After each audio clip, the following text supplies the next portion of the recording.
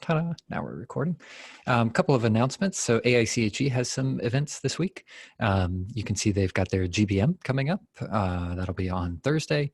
And then the week after that, there's a banquet, which I have to assume is a non-in-person banquet. So I will post that information as well on our Canvas page. So wherever you find this particular lecture information, I'll also have links to both of these that you can use to sign up if you'd like to. Another announcement, unrelated to class, but still really cool. The International Space Station is going to be visible towards the end of this week. So I've got some times listed here. Normally the International Space Station, if you can see it at all, is only visible for on the order of like a minute, maybe less than a minute. There are other times where it can be visible for maybe 2 to 3 or up to 3 to 4 minutes, something like that. Each one of these are going to be visible for on the order of 6 minutes, which is nuts.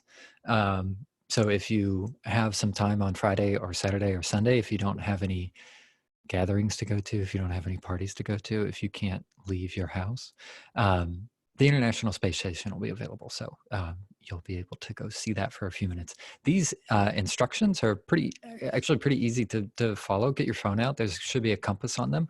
Point in the direction that's here. And then these markers over here, the 10 degree, 11 degree, etc., means that if you go out and you face southwest, right, and then the horizon line is somewhere over here, and you hold your hand out. If you hold your hand out in the direction of, yeah, these are all San Diego times. It's only visible in San Diego in these times. If you're not inside San Diego, you probably won't be able to see it. If you hold one hand out, that is a terrible hand. Let's make your hand a little bit shorter. Directly at the horizon, this is 0 degrees. If you hold your other hand out and put one hand on top of the other, that angle that you point at here is about 10 degrees.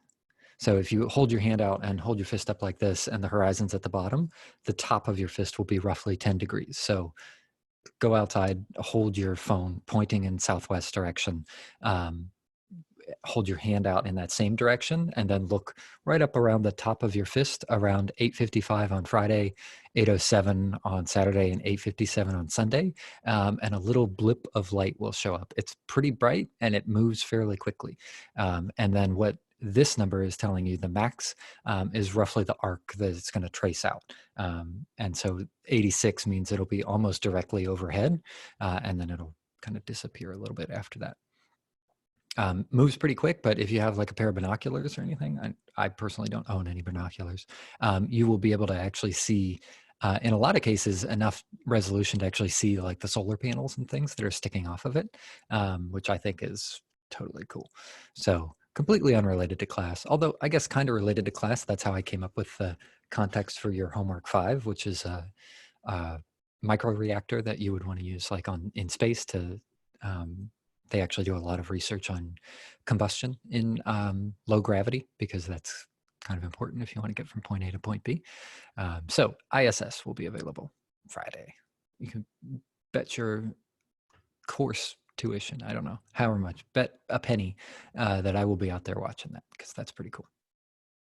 Our topic for today is something of a continuation from Friday's lecture. So Friday's lecture, we had looked at Coflow heat exchange, and now we are going to look at its sort of sister topic, which is counterflow heat exchange. Counterflow heat exchange. I actually don't know that we will need the entire lecture period today. Maybe we will. We'll see.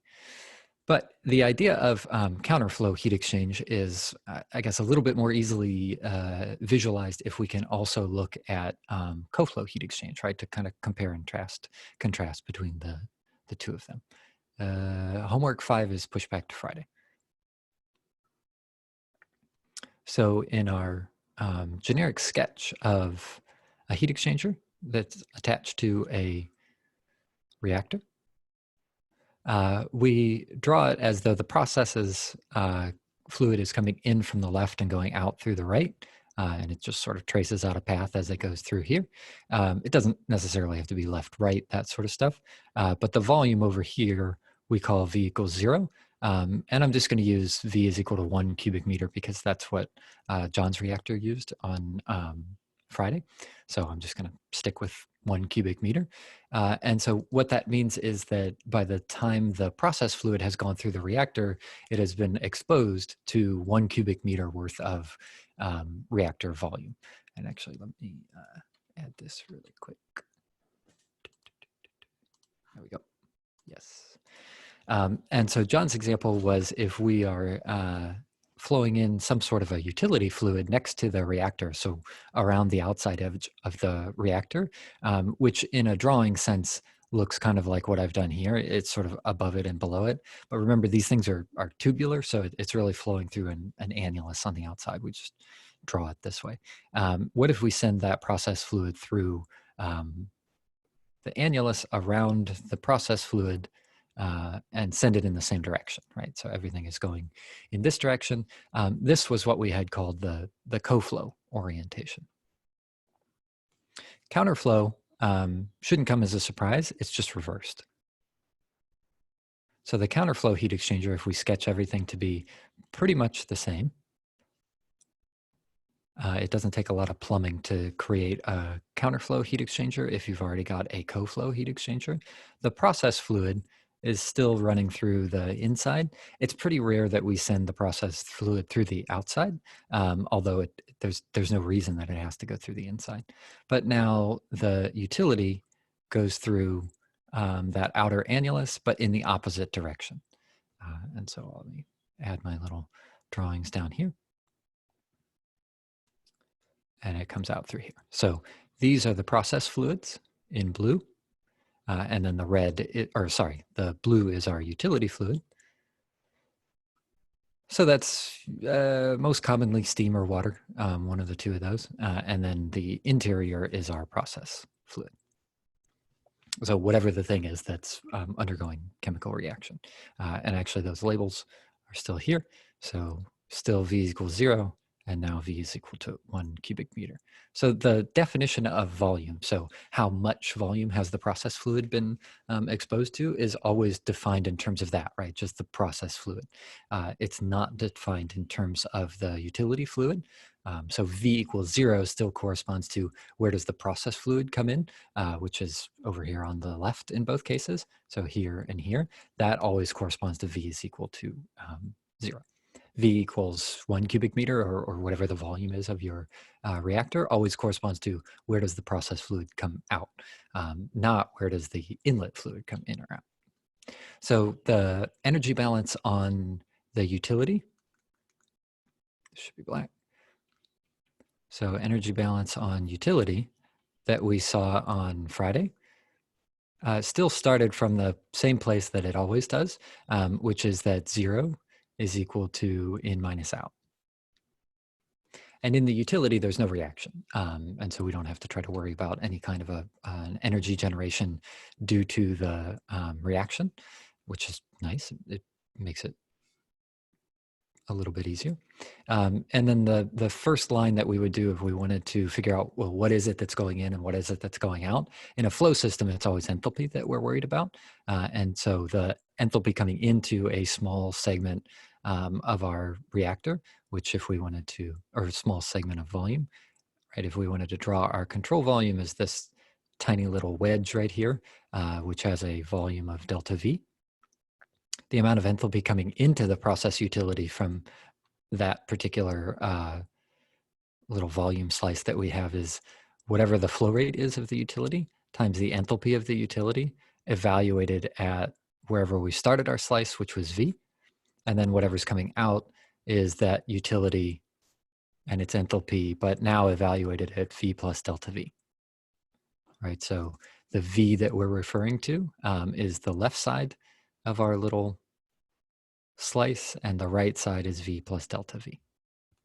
And then there was however much energy was removed from that tiny little segment by heat transfer, which is delta Q times V.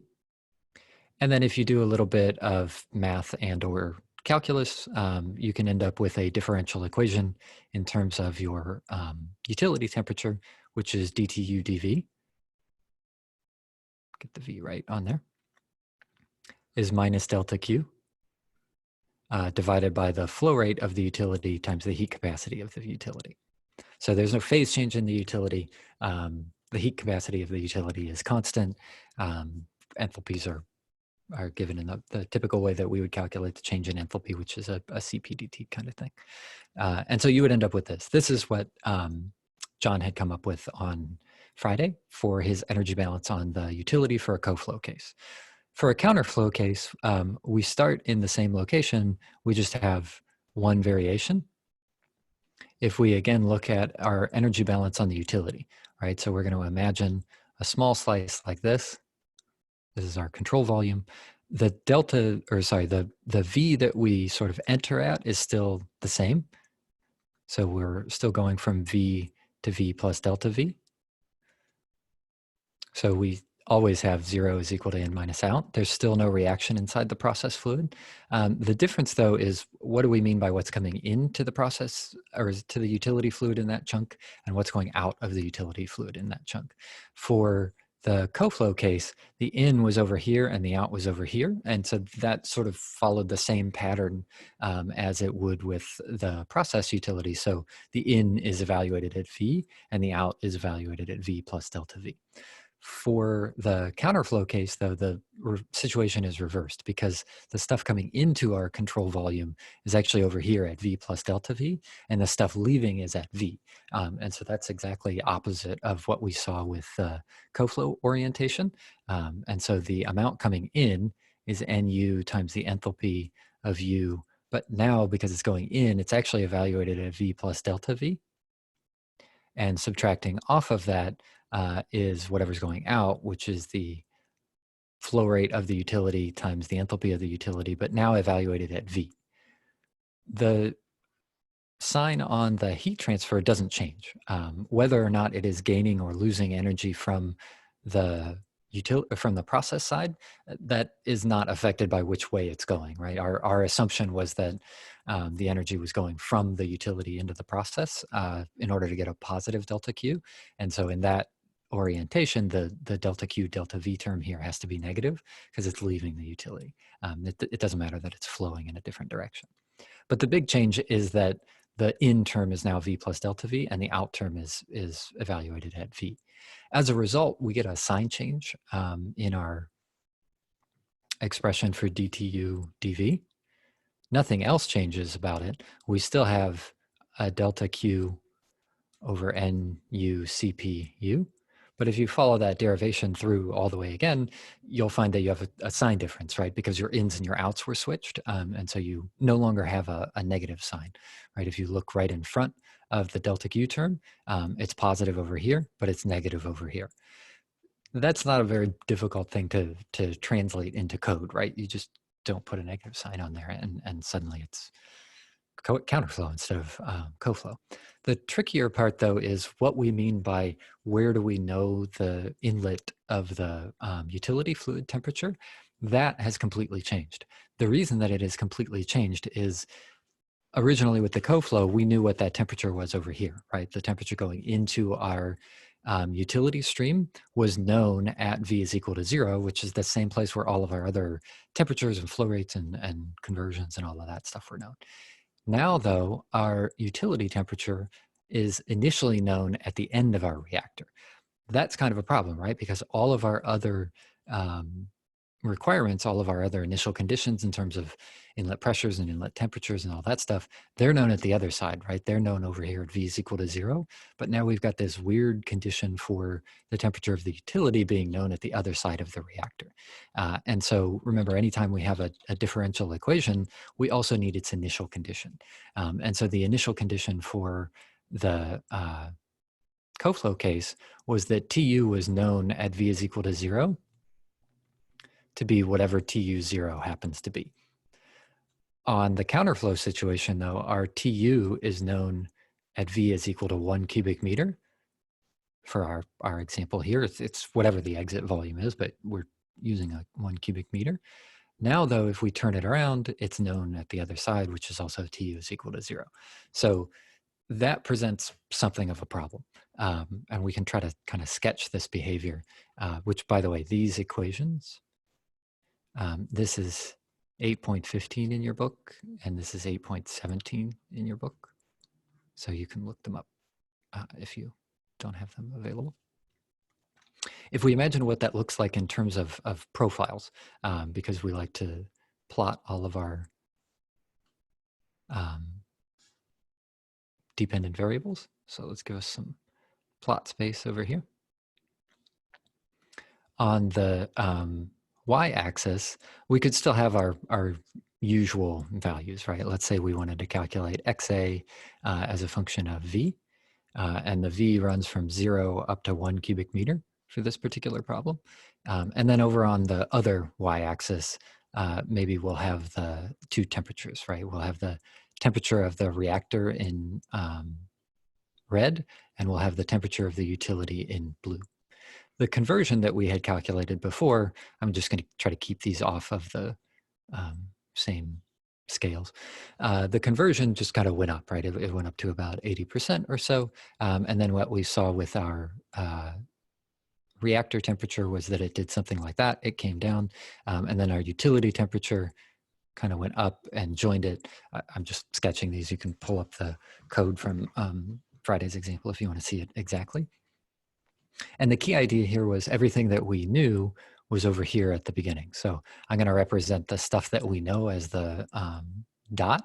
So this will be the inlet.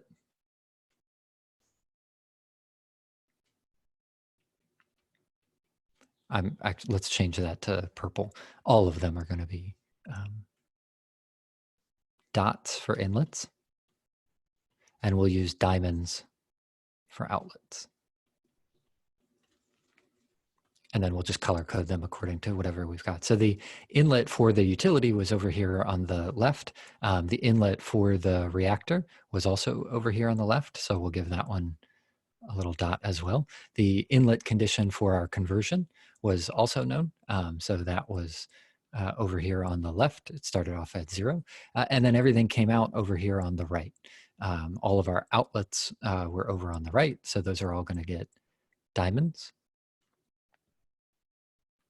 Right, so everything had this nice symmetry. And so everything that started over here on the left, we already knew it when it was v equals 0, and then we didn't know it over here on the right. And so our general approach there was to use ODE 45 to go from what we know over here to what we can calculate over here. Right, and our method of doing that, a method of going from one side to the other, was ODE 45. How do we get from what we know to what we need to calculate? We used ODE 45 to do it. That's required for ODE 45. There is no way for ODE 45 to go in any direction other than this. ODE 45 can only go from the stuff that we initially know over at v is equal to 0 to the stuff that we can calculate at the outlet, which is 1 cubic meter. Or again, however, it doesn't have to be 1 cubic meter. Your reactor can be anything that you want. Let's try to envision now what would happen if we were in the counterflow case. So this is, again, Coflow is over here on the left, counterflow is over here on the right. And we can still try to envision what it would look like in terms of calculating our conversion. So XA would be over here. And then we'll either put the utility or the reactor temperature on the y-axis. So our scales are a little bit different. Presumably XA is still known when v is equal to 0. Right? It's going up to 1 cubic meter. It still starts off at 0. And then it will still finish over here at whatever the outlet value happens to be. That hasn't changed. Because again, that's still going from inlet to outlet. Similarly, the reactor temperature starts off at something. We don't know exactly what it is.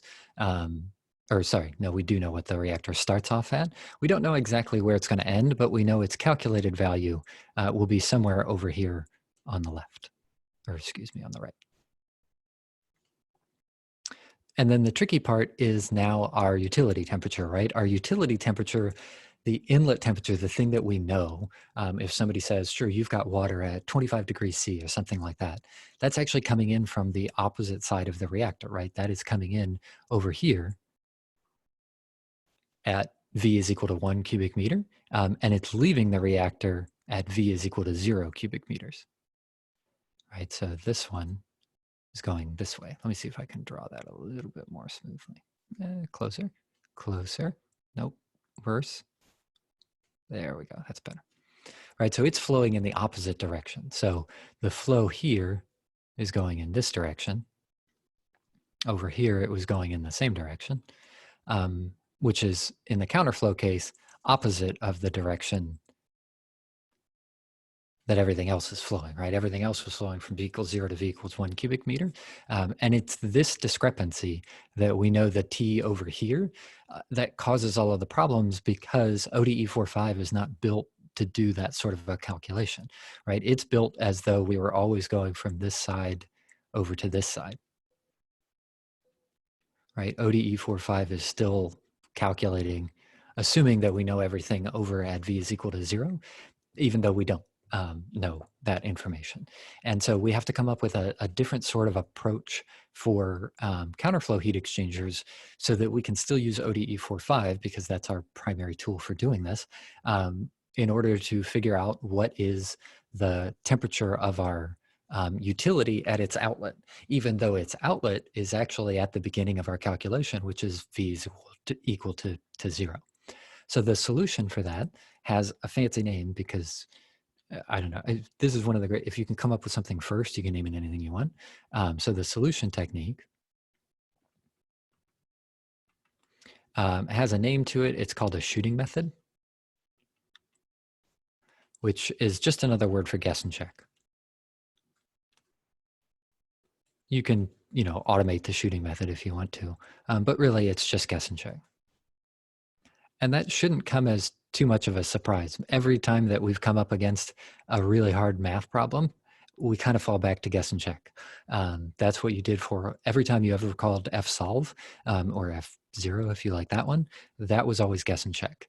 When we called ODE 45, that's a little bit more refined. It's not just guess and check, but it was still a numerical approximation.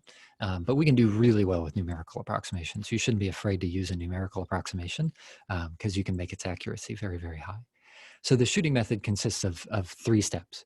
The first step is to guess a value of TU, which is our utility temperature, but we guess its value at V is equal to 0. This is actually its outlet temperature, which we should make in blue since this is our utility. So you're actually guessing its outlet temperature, which we don't initially know, right? The thing that we're given is actually its inlet temperature, which is on the opposite side of the reactor. But in order to use ODE 45, we need to know a value at V is equal to 0. And so we're just going to guess that value, because that's what ODE 45 requires. In the shooting method, this step is sort of your aiming portion. So the analogy that I used in your book was like a bow and arrow. You pull the bow back with the arrow in it, and you aim it first, right? This is what we're doing first. We're aiming our bow. Our next step is to calculate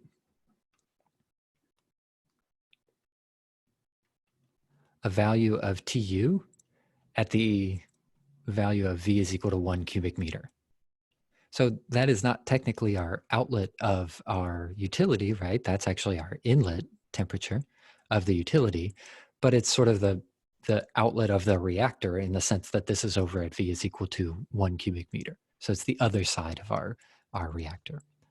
This part in the shooting method is the shoot part, right? So you've aimed it, and you've asked ODE 45 to sort of shoot off and tell you what it looks like over at the other side of the reactor.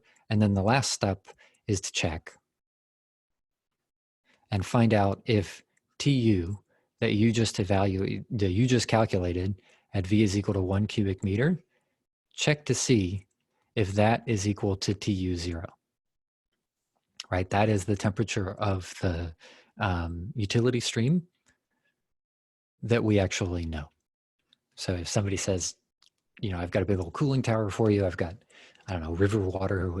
Hopefully we don't use river water to cool our stuff very much. We've got steam at 100 degrees C, or we've got cooling water available at 25 degrees C, and you can use that as your utility. That's what we actually know, right? That's the inlet of our utility, which is TU0. But we don't have any way to calculate that initially, like as an initial condition. So we have to go through this shooting method in order to figure it out. If it finds out that it's not the same, by it, I mean, there's two its there. If ODE45 tells you that the value of TU evaluated at the end of your reactor at 1 cubic meter is not equal to your initial temperature of your coolant or your utility stream, then you repeat it, right? You go back and you make another guess. And that is the core of our shooting method, right? That's it. Oh, okay. Good question over in chat about why would you use one instead of the other. Can you remind me of that after we get through the code?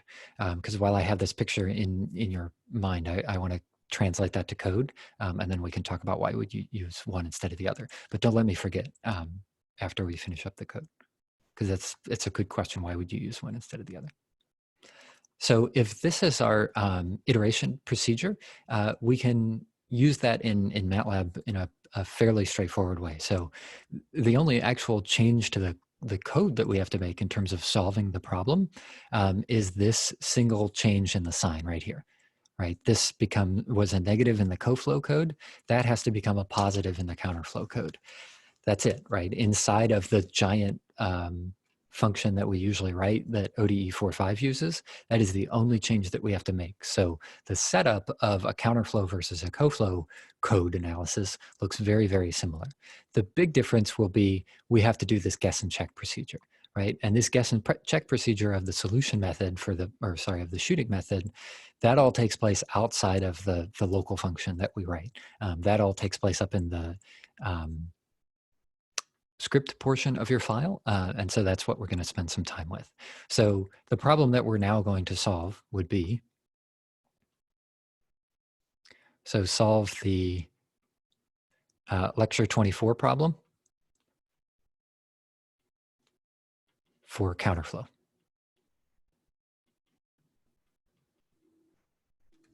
And so the script that we're going to use to create that solution looks almost identical to the script that we would have had at lecture 24 for the Coflow. The big difference is we're now going to have to do this iteration process. And so I'm going to switch over to Matlab right now. If you've got the script that I had posted from Friday's lecture, you can go ahead and pull that up.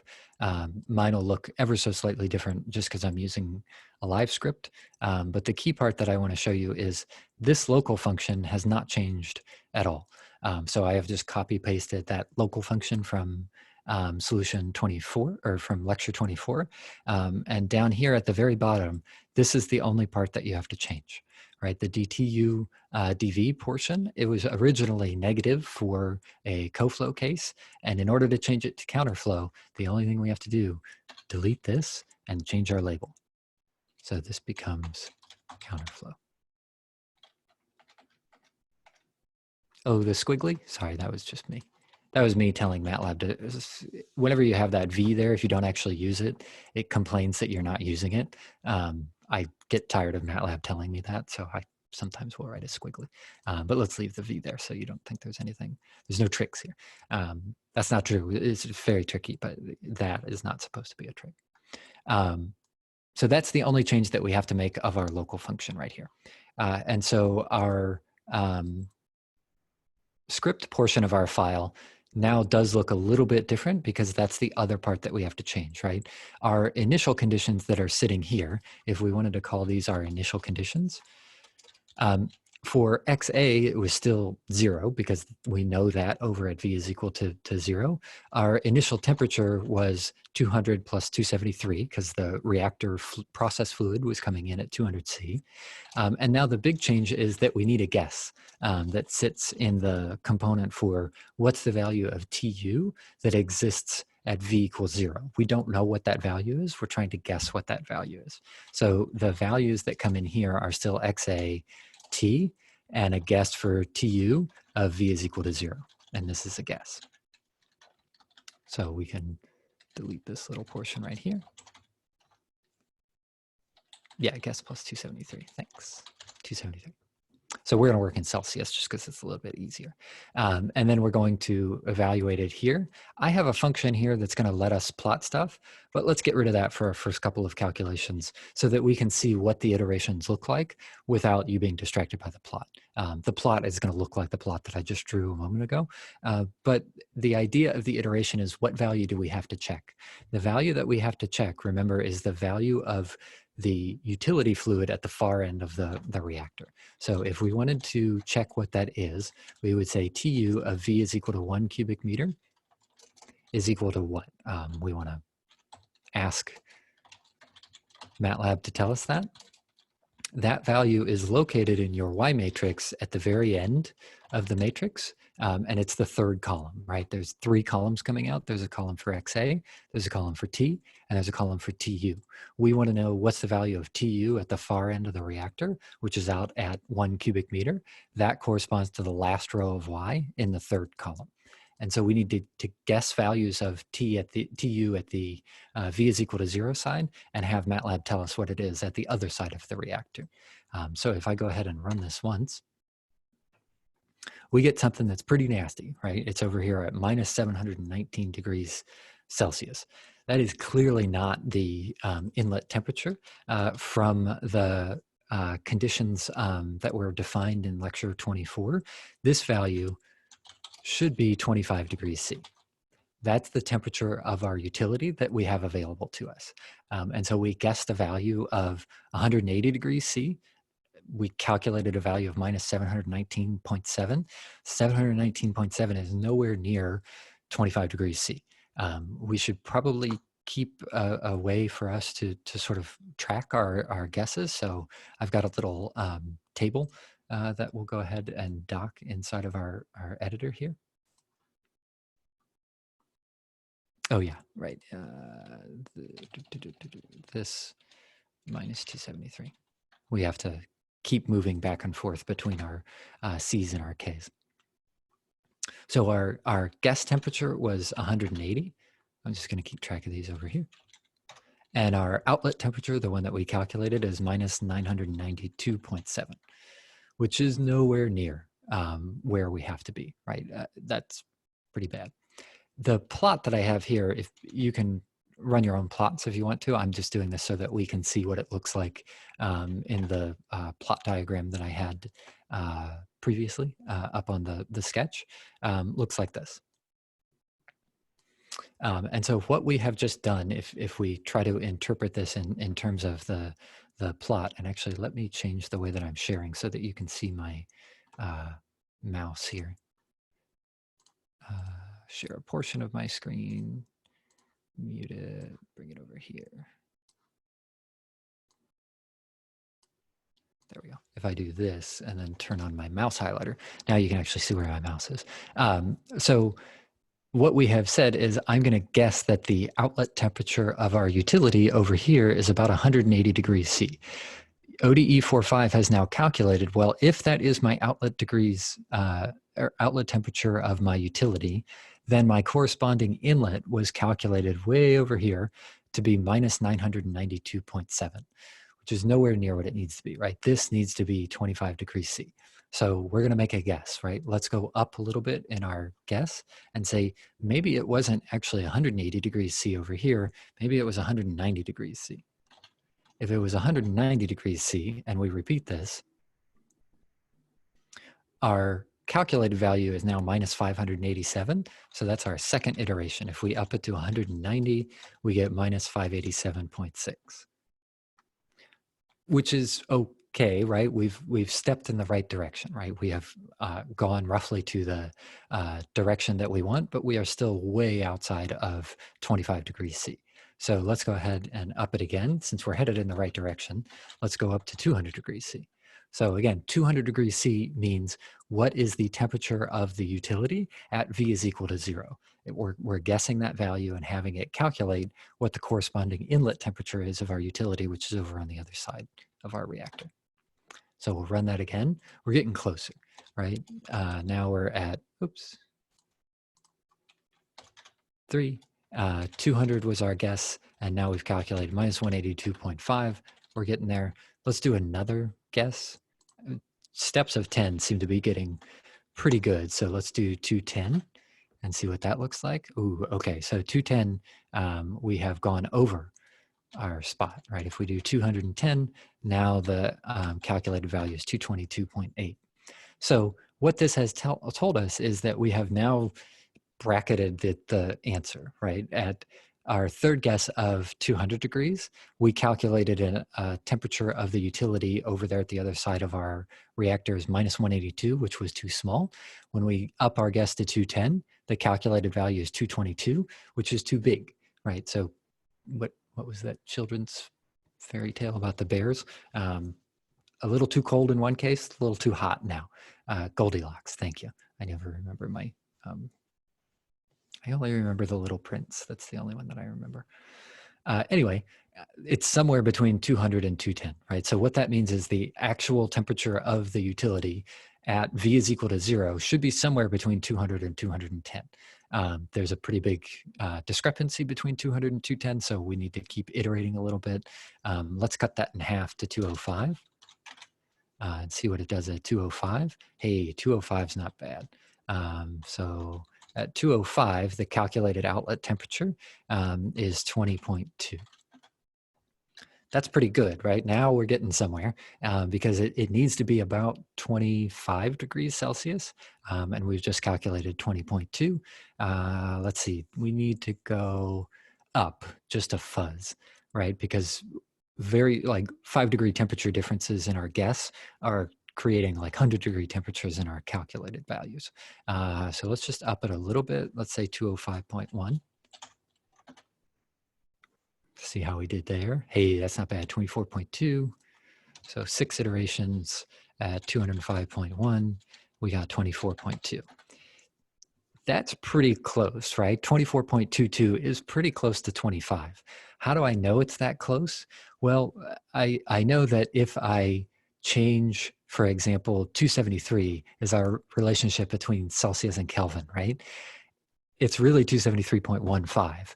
I am now making temperature changes that are smaller than the actual unit conversion between those. Pop filter.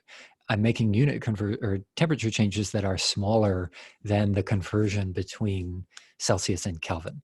And so if I try to increase the accuracy anymore, so actually a couple people in chat have pointed out, you can do 205.12 and get it really, really close, right? Like 25.0 or 25.03, something like that. But is that really any more accurate than what I had before? It is within the bounds of the problem that I've got, because 25.03 is closer than 25.2. But you wouldn't necessarily have to keep iterating to that level of precision, simply because within the problem, we've already masked over changes that are that big. So if I go back and actually do my calculations correctly with 273.15, I'll get a slightly different value here. And that's okay. Either approach is fine. For the purposes of this class, you can stop when you've got it within a degree. When you've got your temperature of your utility coming in, which again is over at 1 cubic meter, when that is within plus or minus a degree of what it ought to be, that's close enough. You don't have to keep iterating for this. So for this class, we could have stopped at 205.1, and that would have been fine. We're very close to the temperature that we needed. And that is the shooting method. You are more than welcome to try to automate that if you want to. You can dump that into fsolve if you want, and it can iterate for you. But the analysis for that is sort of beyond what we would be interested in for this class. I'm more interested in what's the approach. And then, as I had mentioned a moment ago, we're going to look at why you might run something in a Coflow or a counterflow situation. What's really interesting about this, which will become more interesting after you take a heat transfer class, is the fact that the two lines cross. And this can only happen in a very limited number of cases, and it can generally only happen when you have a reacting system in a counterflow orientation. If either of those two are not true, it's really hard to get into a situation where these two lines cross. I'm not aware of any Coflow non-reacting system or even a Coflow reacting system where those lines can cross. And I'm going to kind of leave that as one of the great mysteries of the world for you at the moment. But it is perfectly okay for those two lines to cross. The sort of origin of the explanation is the flows are going in the opposite direction, which is okay. The rate of change is also different on either side of those crossings, but those are mostly like qualitative analyses. They don't represent anything particularly meaningful about the solution. It's just an interesting feature of the solution. It's not like it's a particularly good or bad solution or anything like that. It's just the stream, the temperatures happen to cross. So what we have now done is successfully find what the actual outlet temperature of our utility is over here for a 25 degrees C inlet utility, which is over here at V is equal to 1. And that requires an iterative approach, which is the sheeting method for counterflow systems. The code, there's nothing here to post, so I'm not going to update any of the code that's on Canvas. The only thing that you need to update in your code is switch this. You're now guessing the inlet value here, and you have changed your DTU DV code over here. So exactly the same code that you took from the Coflow is good for the counterflow. You just switch the sign on DTU DV. And then the rest of it is just how do I use that code? There's not much to add here, right? It's just going through and looking at what the output value is. So let me get back in the last 7 minutes or so. We're actually going to end a little bit early here, to the question that came up in chat earlier of why would you wish to do such a thing? The reason that you would wish to do such a thing, if we switch back over to our notebook over here, is if you try to imagine the system, let me turn off my little highlighter there. I don't need that highlighter anymore.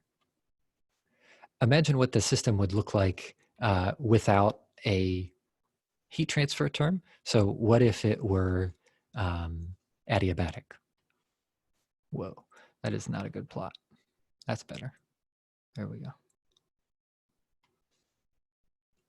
In the adiabatic case, if we enter at, why does it do that? I swear I'm getting the right one. V is equal to 0. And we come out over here at V is equal to 1 cubic meter. If it were adiabatic and you were tracking the temperature of an exothermic reaction, the inlet would be over here, and it would get hotter because it's adiabatic and it's exothermic, and it would go out over here. So it comes in as cold, and it leaves as hot. We now have a choice, and this design choice comes up a lot of times in our heat transfer class. It works with a reactor too. If we were to use a utility fluid to try to cool this thing down and we were to run it in Coflow, two problems come up. One is that the utility fluid enters here already at its cold value. And it leaves, as it goes down the reactor, it gets closer and closer and closer to the hot. Let's move my diamond up a little bit. And we actually saw this in the example from, there we go. I finally got one of those curves to look the way that I wanted it to look. Those curves get closer and closer and closer, and the temperature difference between the hot fluid and the cold fluid, which is here and here, gets smaller and smaller and smaller. So this has a smaller driving force.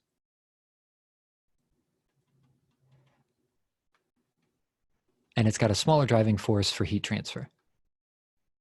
Remember, heat transfer is governed by the Tu minus T, right? The term that's dictating the amount of heat transfer we have is UA Tu minus T. This term is our driving force because U and A are constant. So higher temperature difference means more energy is transferred back and forth between the two. So Coflow utilities all struggle from this same problem, which is as the two fluids flow along in the same direction, they get closer and closer and closer. The actual plot that we had, the temperature went the other direction when we actually included it, right? It came down like this. But again, we're doing sort of a thought experiment here. what could we do that's qualitatively different from this? Or sorry, the other problem that we have is that the coldest utility temperature came in at also the coldest reactor temperature. The process utility, or sorry, the temperature of the process and the temperature of the utility were both at their coldest over here at V is equal to 0, and they came out at their hottest over here. Wouldn't it be nice, though, if we could turn the process fluid around? Well, we can't turn the process fluid around. So as a next best effort, what if we could turn the utility fluid around and send it in at its coldest in the opposite direction of the process fluid, right? So if we send the cold in over here, the cold will eventually get hotter. So I'm going to move this line up a little bit, just so we have a slightly more clear line over here.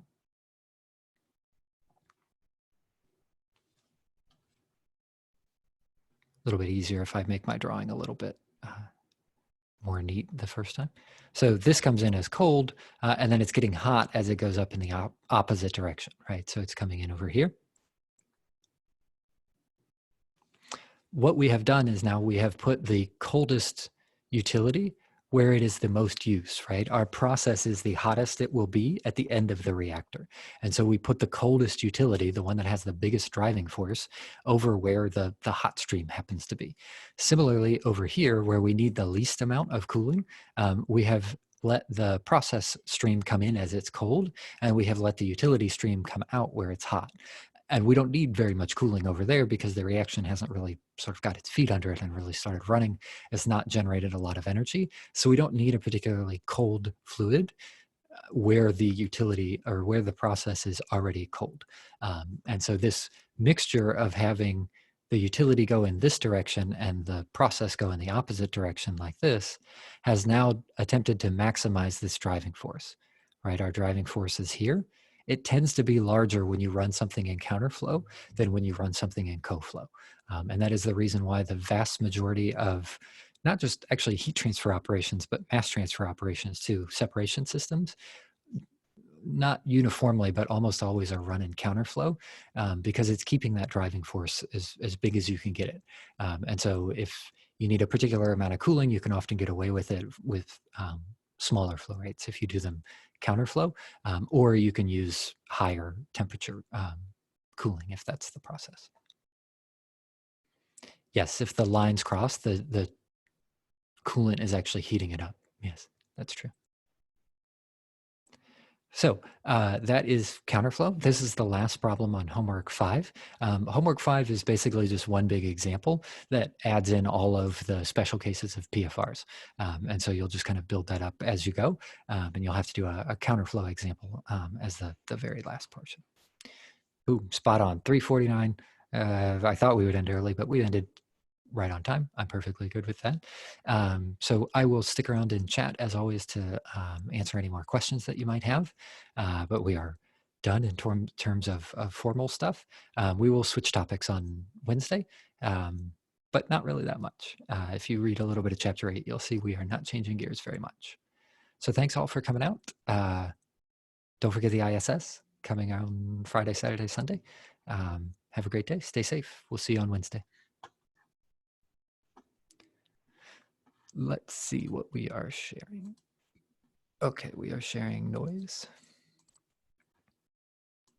The builder was a little bit upbeat for Q&A. Let's do the Studio Ghibli again. There we go. Yeah, so just to follow up on the point in chat, which I'll unlock chat so everybody can talk. In this region over here, oh, I'm not sharing.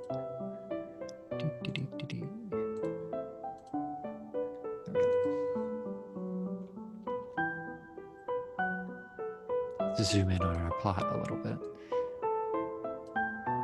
In this region, you actually have cooling because over here, the temperature of the process stream is higher than the temperature of the utility. And so heat is being transferred out of the process and into the utility. in counterflow systems which show this crossing, which again is interesting, but it's not like significant in the sense of it's not, there's no special point that's happening right there.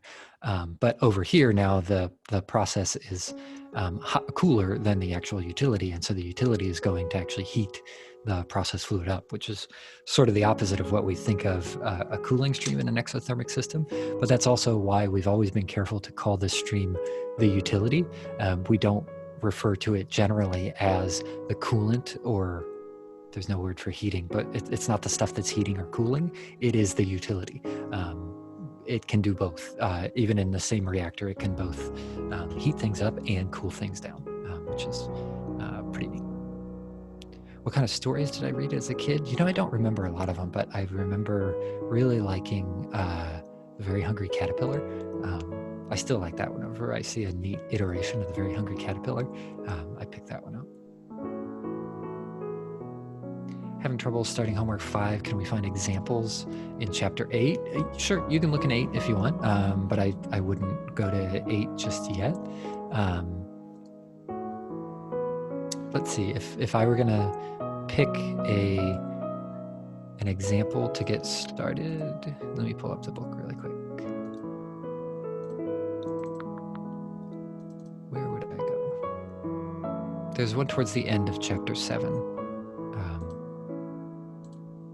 that I would go to. Let me see.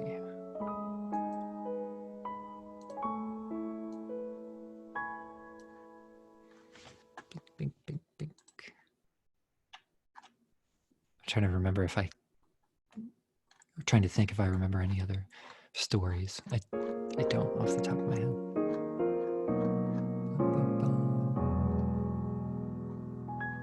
Yeah, so this one's pretty close, right? The enzymatic structure that we've got here, that one's not bad.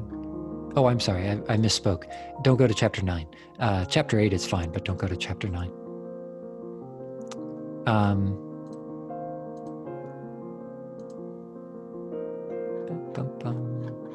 What are my examples here?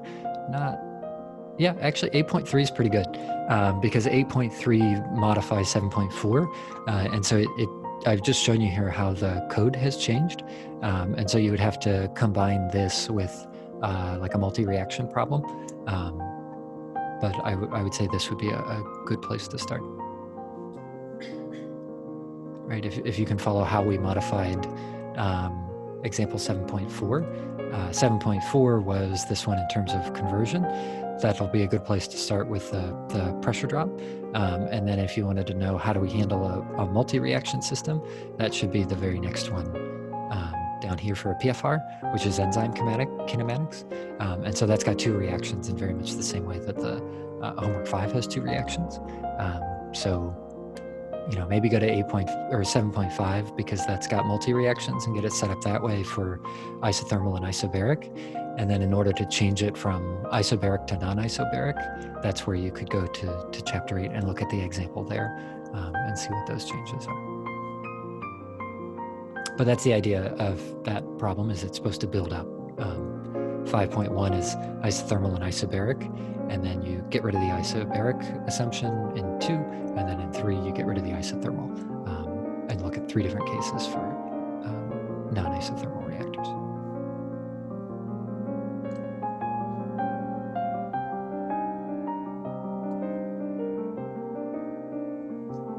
You're welcome.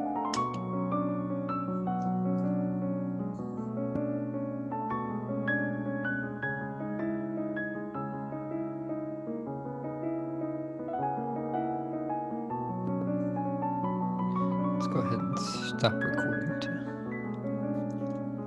If you're watching on YouTube, we'll see you on Wednesday.